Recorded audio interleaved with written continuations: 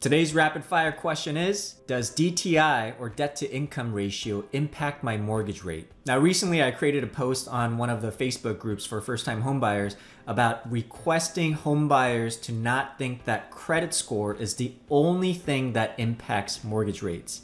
And then all of a sudden I got a flood of responses saying like, oh yeah, you're right.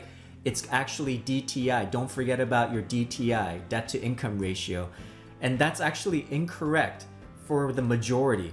Now, if it's for a conventional loan or a conforming loan, DTI is not impacting your rates. What it's going to do is it's actually impacting your qualification for a mortgage or a qualification for a certain LTV, but not necessarily impacting your mortgage rate.